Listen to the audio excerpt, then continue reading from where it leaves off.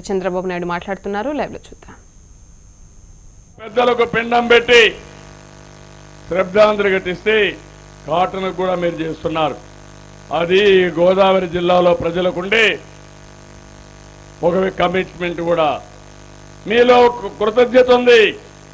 అలాంటి చేస్తే నేను ఇన్ని పనులు చేసిన తర్వాత తెలుగుదేశం పార్టీని ప్రతి ఒక్కరూ గుండెల్లో పెట్టుకొని ఆరాధించాల్సిన అవసరం ఉందా లేదా అని మిమ్మల్ని అడుగుతున్నా. ఏం తమ్ముళ్ళు, అవునా కాదా? ప్రజలు సిద్ధంగా ఉన్నారు, కార్యకర్తలు సిద్ధంగా ఉన్నారు. ఇంక యుద్ధంలో, ఎన్నికల యుద్ధంలో గెలుపు సునాయాసం. కానీ నేను మిమ్మల్ని కోరేది అతి పెద్ద మెజార్టీ రావాలి. మీ జిల్లాలో నెంబర్ 1 కాన్స్టిట్యున్సీ ఏది వస్తుందో ఇప్పటి నుంచే మీ అందరికీ పోటీ పెడుతున్నా. ఏ కాన్స్టిట్యున్సీలో నెంబర్ 1 వస్తే వాళ్ళని ప్రత్యేకంగా గౌరవిస్తా. మాటల్లోగా తమ్ముళ్ళు, చేష్టల్లో చూపించాలి. పోటీకి సిద్ధంగా ఉన్నారా మీరు? నియోజకవర్గానికి పోటీ, నియోజకవర్గ మండలాల్లో పోటీ, మండలాల్లో బూతులకు పోటీ, ఏరియాలకు పోటీ. ఎవరైతే ఎక్కువ ఓట్లు సంపాదిస్తారో వాళ్లే నాకు దగ్గరగా ఉంటారని మరొకసారి ఇది అయిన తర్వాత ఎమ్మెల్యేలకు గౌరవం ఉంటుంది, కానీ కార్యకర్తలకు పెత్తనం ఇస్తానని మరొక్కసారి మీ అందరికీ తెలియజేస్తున్నా.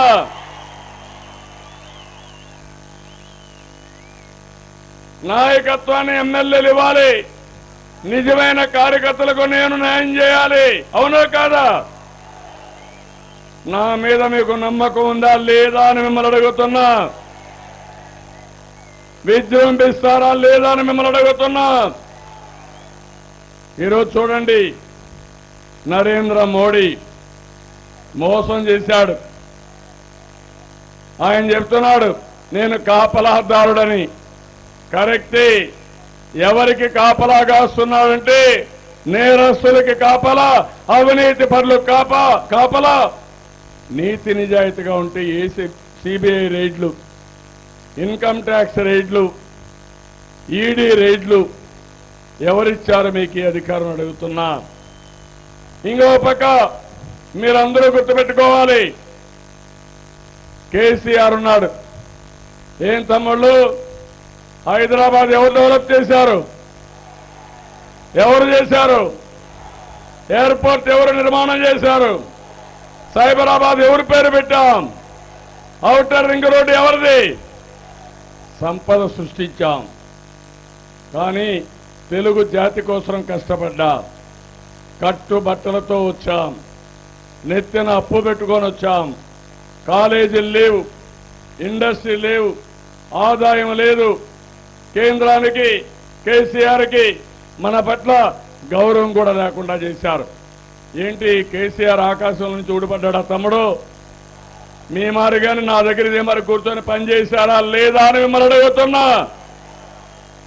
నా దగ్గర పనిచేసిన వాడు ఇప్పుడు నా మీదనే దౌర్జన్యాలు చేస్తున్నా అంటే ఖబర్దార్ కేసీఆర్, ఆంధ్రప్రదేశ్ పైన దాడులు చేయలేవు. నా దగ్గర పనిచేసిన వాళ్ళకే అంత అదు ఉంటే నాకెంత ఉండాలి తమ్ముళ్ళు? అవునా కాదా? తెలుగుదేశం పార్టీని, ఆంధ్రప్రదేశ్ రాష్ట్రాన్ని అగౌరవపరిస్తే, ప్రజల్ని కించపరిస్తే వదిలిపెట్టనని మరొక్కసారి హెచ్చరిస్తున్నా. ఇక్కడ ఫ్యాన్ ఉంది, స్విచ్ హైదరాబాద్ లో ఉంది, కరెంటు ఢిల్లీ నుంచి వస్తుంది. వాళ్ళ కరెంట్ ఇవ్వకపోతే, కేసీఆర్ స్విచ్ చేయకపోతే ఇక్కడ ఫ్యాన్ తిరగ తమ్ముళ్ళు, అది వాస్తవం. ఈ పార్టీ మనకు కావాలని మిమ్మల్ని అడుగుతున్నా. దుర్మార్గుల పార్టీ వైఎస్ఆర్ కాంగ్రెస్ పార్టీ. నేను అడుగుతున్నా, నిన్న పులివెందుల్లో ఏం జరిగింది? హత్య అవునా కాదా? ఎక్కడ జరిగింది? వివేకానంద రెడ్డి ఇంట్లోనే అవునా కాదా? ఎందుకు? ఎవరు చేశారు? ఎవరికి ప్రమేయం ఉంది? 9 గంటల 15 నిమిషాలకి ఆ సాక్షి పేపర్ ఉంది, ఇక్కడే ఉంటుంది, ఎక్కడో తగలబడతా ఉంటుంది. 9 గంటల 15 నిమిషాలకి హార్ట్ అటాక్ తో చనిపోయారని చిత్రీకరిస్తారా? ప్రజల్ని మోసం చేస్తారా? ప్రజల్ని తమాషా అనుకుంటారా? మీరు మీ ఇంట్లో హత్య చేసి హత్యని హార్ట్ అటాక్ ని చిత్రీకరించి సాక్ష్యాధారాల ఆధారాలు మొత్తం కడిగేశారు, రక్తం కడిగేశారు, డెడ్ బాడీ హాస్పిటల్ తీసుకుపోయారు, సాయంత్రం లెటర్ తీసుకొచ్చారు. ఏం తమ్ముళ్ళు, డిటెక్టివ్ లెవెల్లో కూడా నేను చూడలా ఇలాంటి దుర్మార్గాలు. చూశారా మీరెవరన్నా చేసే ధైర్యం ఉందా మీకు? నేరస్తులే చేస్తారు, కరుడు గట్టిన నేరస్తులే చేస్తారు, ముఠా నాయకులే చేస్తారు. మనకు మానవత్వం అవునా కాదా? మన చిన్నాన్న చనిపోతే ఎంత బాధపడతాం? ఇప్పుడే మన త్రిమూర్తులు గారు బ్రదర్సన్ చనిపోతే చాలా బాధపడ్డాడు, నేను కూడా బాధపడ్డాను. అది మన సంస్కృతి. నేచురల్ డెత్ అయితే కూడా బ్రెయిన్ హెమరేజ్ చనిపోతే చాలా బాధపడితే నేను కూడా బాధపడి ఆయన ఓదార్చాం. అలాంటిది మీ చిన్నాన్న చనిపోతే మీరు దాన్ని కూడా తప్పుడు చేసి మీ కుటుంబమే హత్య చేసి బయట ప్రపంచానికి హార్ట్ అటాక్ కింద చిత్రీకరిస్తున్నారంటే ఎంత దుర్మార్గం తమ్ముళ్ళు. ఇది మానవత్వం అని మిమ్మల్ని అడుగుతున్నా. అవునా మానవత్వం? ఇది మనిషి అన్న వాళ్ళు చేస్తారా ఇలాంటి పనులు? రాక్షసులు చేస్తారు, దుర్మార్గులు చేస్తారు, ముఠా నాయకులు చేస్తారు. అవునా కాదా? మళ్ళీ ఇంకొక పులివెందులు కావాలన్నా మనకు? ఇలాంటి కుటుంబం ఇక్కడ ఈస్ట్ గోదావరి జిల్లాలో శాంతి కావాలి. మంచి వాళ్లకు మారు పేరు ఈస్ట్ గోదావరి జిల్లా. అవునా కాదా?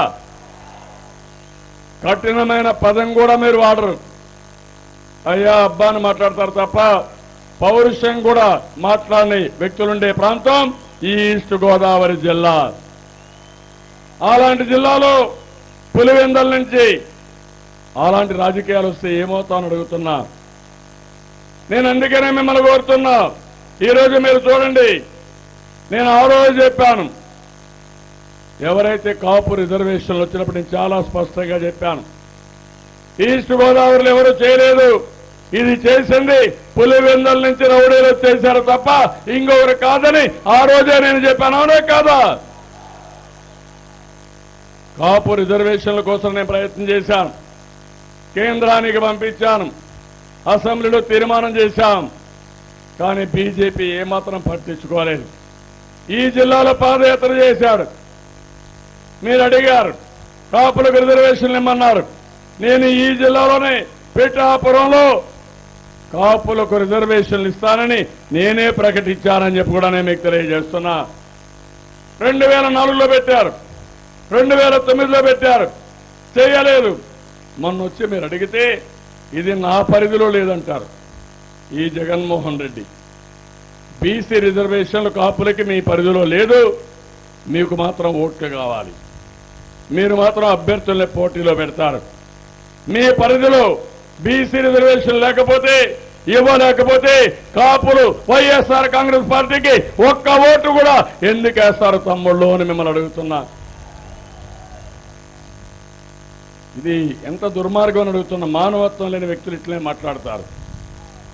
ఒక సానుకూలత లేదు, సమస్యలు పట్టవు, ఎంతో పైన స్వార్థం. నేనన్నాను మీ భవిష్యత్తు నా బాధ్యత, అది నేను చెప్పింది. జగన్మోహన్ రెడ్డి చెప్పేది నా భవిష్యత్తు మీ బాధ్యత. నన్ను జైలుకు పోనీయకుండా చూడండి, నేను హత్యలు చేస్తాను, నన్ను కాపాడండి, కోడి కత్తి డ్రామా చేస్తాను, మీరు సహకరించమని కోరే పరిస్థితిలో ఉన్నాడు. ఏం తమ్ముళ్ళు, కోడి కత్తి చూశారు కదా మీరు? మీ జిల్లా ఒక ఎస్సీ కదా, ఆయన ఏదో అభిమానంతో చేశానని చెప్పినా ఆయన మీద ఎన్ఐఏ ఎంక్వైరీ, కోడి కత్తి ఇంత ఎంక్వైరీ మాత్రం ఇంత పొడుగుంది. బాధ ఏదా మీకు? ఎంత దుర్మార్గం ఇది?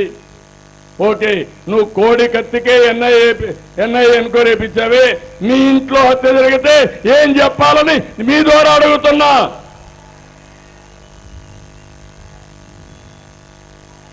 ఇలాంటి వాళ్ళని ఏమనాలి తమ్ముళ్ళు? ఓటు అడగడానికి హక్కు ఉందా వీళ్ళకు? మీరు ఒప్పుకుంటారని మిమ్మల్ని అడుగుతున్నా. డ్రామాలకు పరాకాష్ట.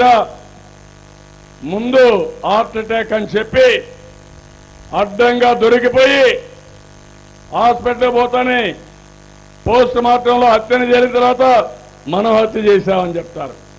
ఏం తమ్ముళ్ళు, వాళ్ళ ఇంట్లో మనం పోయి హత్య చేశాం, వాళ్ళ ఇంట్లో మనం పోయి రక్షతులు చేశాం.